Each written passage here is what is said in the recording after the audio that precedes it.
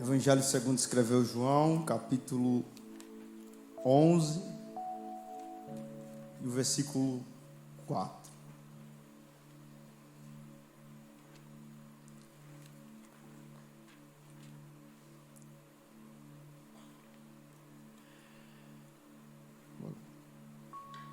Que diz assim: ao receber a notícia, disse Jesus: esta enfermidade não é para a morte, e sim para a glória de Deus, a fim de que o Filho de Deus seja por ela glorificado.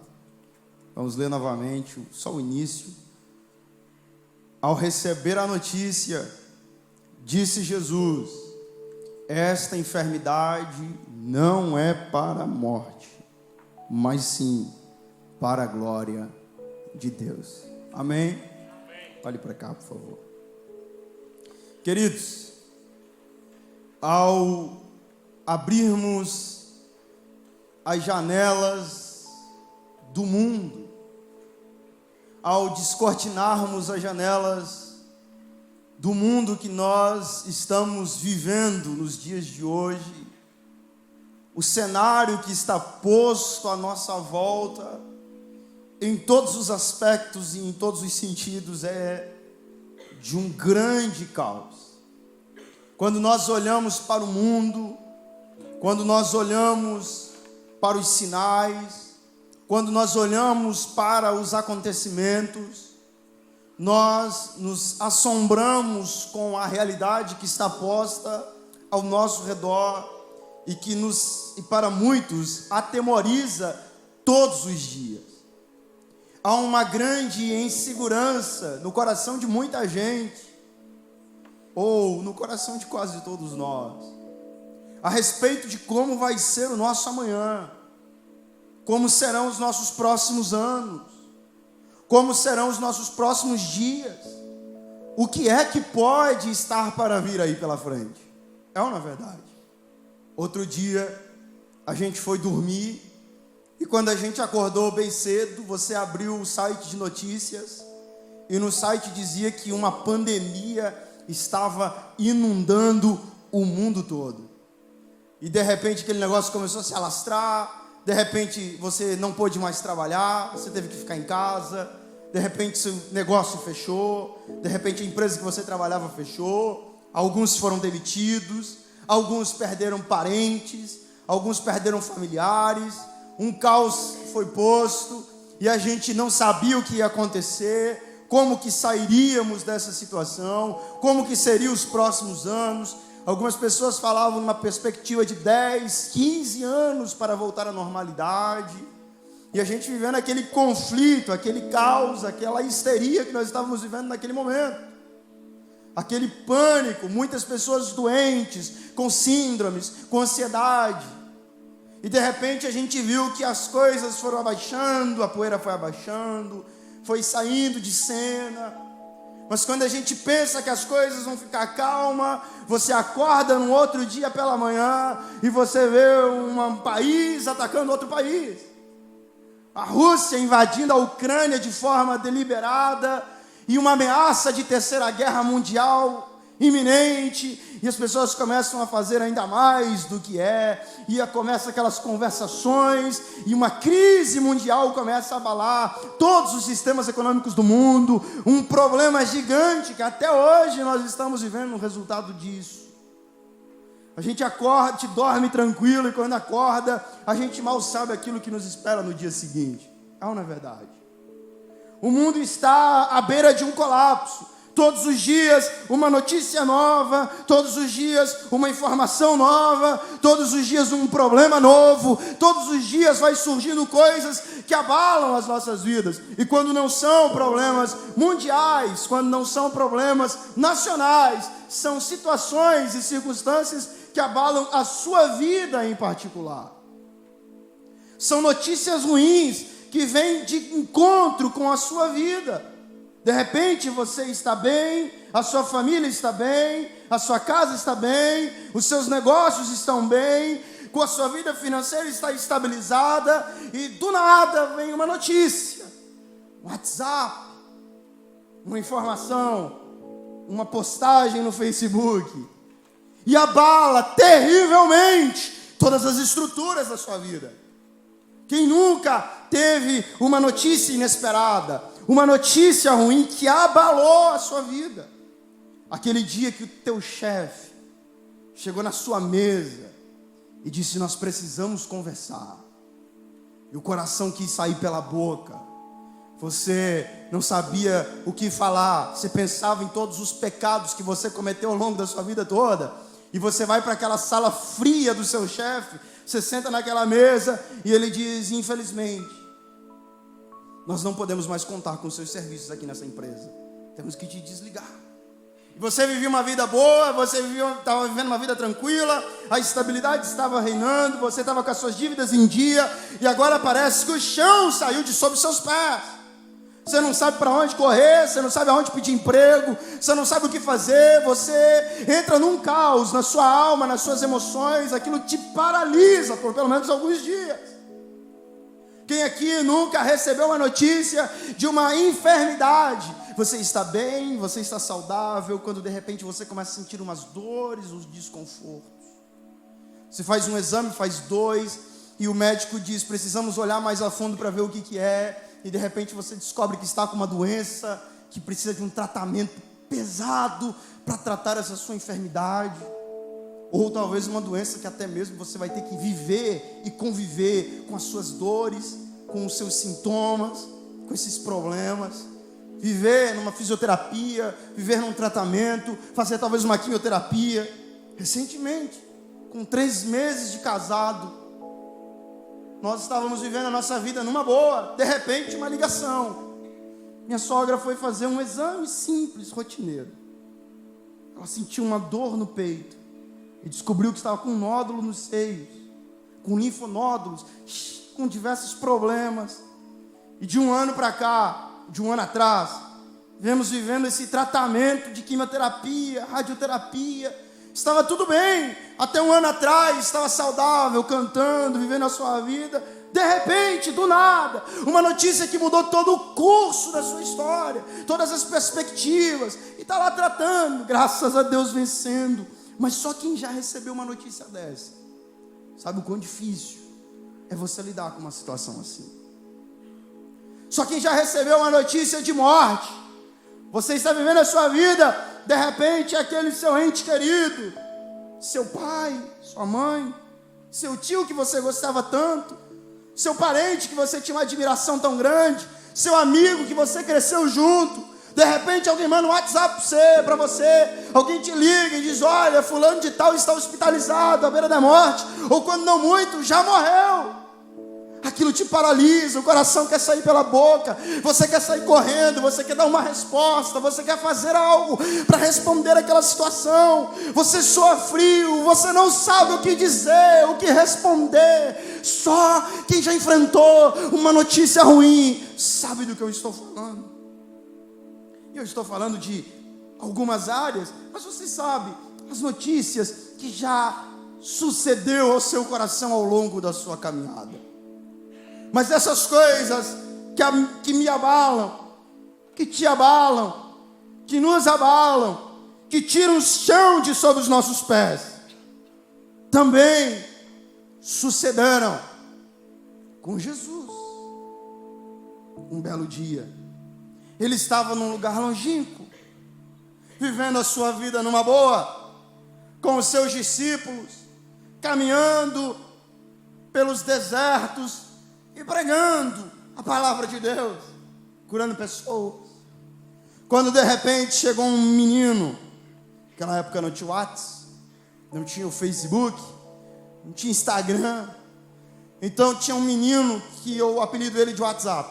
O menino estava meio desocupado, eles davam umas moedinhas para o menino, e esse menino era um mensageiro, era uma pessoa encarregada de levar um WhatsApp para alguém, uma mensagem para alguém. E Jesus está lá vivendo a sua vida numa boa, quando de repente um rapazinho, um moço, chega para ele e vai no pé do ouvido de Jesus e diz: mestre, você se lembra do seu amigo Lázaro? Você não o tratava como um mero ouvinte da palavra, não era um mero irmão da igreja, não era mais um que frequentava os seus cultos. É o seu amigo Lázaro. Ele está enfermo, à beira da morte. Mas Marta e Maria me mandaram aqui para lhe dizer, para o Senhor ir para lá, e pôr as mãos sobre ele, fazer alguma coisa. Elas estão te chamando, Jesus. E Jesus recebe essa notícia como qualquer um de nós a receberia. O coração dá aquela acelerada, daquela paralisada, aquele susto imediato, mediante naquela situação. Se fosse um de nós, estaríamos sem palavras, sem saber o que dizer, sem saber o que responder. Jesus recebe aquela notícia como homem naquele momento. Ele recebe aquela notícia como qualquer um de nós a receberia e ficaria atemorizado. Mas Jesus, Ele nos ensina nessa noite a como respondermos às notícias ruins que a vida nos sobrevém. Jesus nos ensina nessa noite a como respondermos às notícias ruins que a vida nos proporciona. E se tem alguém que quer aprender junto comigo, com Jesus, nessa noite, pode dizer um amém. Amém. O estilo de Jesus, a maneira que Jesus lida com essa notícia, nos ensina muitas coisas. E à medida que o tempo vai passando, eu vou compartilhar alguma coisa com você. Mas a primeira delas é que Jesus responde aquele menino. E ele diz para ele: olha, rapaz, diga a elas que essa enfermidade não é para a morte, mas é para a glória de Deus. Olha como Jesus responde a esse questionamento, aliás, a essa notícia.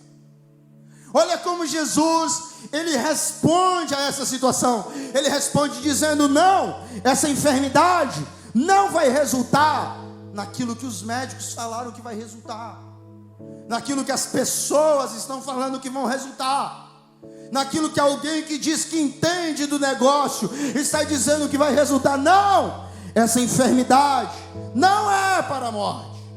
Quem domina essa enfermidade não é a morte. Quem governa essa enfermidade não é a morte. Muito pelo contrário, essa enfermidade é para que o nome de Deus Pai seja glorificado através dela. Mas o que me chama a atenção é que ele não diz: a cura que eu vou realizar é para a glória de Deus. É isso que ele diz. O milagre que eu vou fazer é para a glória de Deus. É isso que ele diz. Aquilo que eu vou fazer, eu vou ressuscitar ele dentre os mortos. Você sabe da história. Mas é isso que ele diz: quando eu ressuscitar ele, o nome de Deus vai ser glorificado. É isso que ele diz. Não. Jesus responde dizendo: esta enfermidade. Jesus não revela o resultado. Jesus não revela o que ele vai fazer. Jesus apenas apresenta o contexto daquilo que está acontecendo naquele momento. Está enfermo, mas o nome de Deus está sendo glorificado através dessa enfermidade. Porque tem gente que acredita que o nome de Deus é glorificado apenas quando tudo corresponde de acordo com aquilo que a gente acha que deve acontecer. Tem gente que acredita que o nome de Deus é glorificado quando as coisas acontecem da maneira que nós acreditávamos que deveria acontecer. Tem gente que acredita que o nome de Deus é glorificado quando a porta se abre na hora que a gente acha que deve abrir. quando a coisa acontece do jeito que a gente acha que deve acontecer. Mas Jesus está nos ensinando nessa noite que não é a cura que glorifica o nome de Deus, mas desde a enfermidade até a cura, o nome do Senhor está sendo glorificado, porque apesar de não entender, apesar da situação ser complicada, apesar da situação ser incompreensível, a morte não reina nessa situação. É Deus quem está no controle de todas as coisas. Então bendito é o nome do Senhor para sempre. Não, meu irmão, você precisa parar em nome de Jesus de atribuir a adoração ao seu problema, de atribuir a honra e o governo da sua vida ao seu problema, de atribuir a vitória na sua vida às suas dores. Não, essa enfermidade não está aqui porque ela está reinando na minha vida. Não, o controle da minha vida continua na mão do meu Deus. E essa enfermidade não está aqui à toa. É Deus fazendo uma obra em mim, e o nome dele está sendo glorificado através daquilo que ele está fazendo, até aquilo que ele vai fazer. Bendito é o nome do Senhor.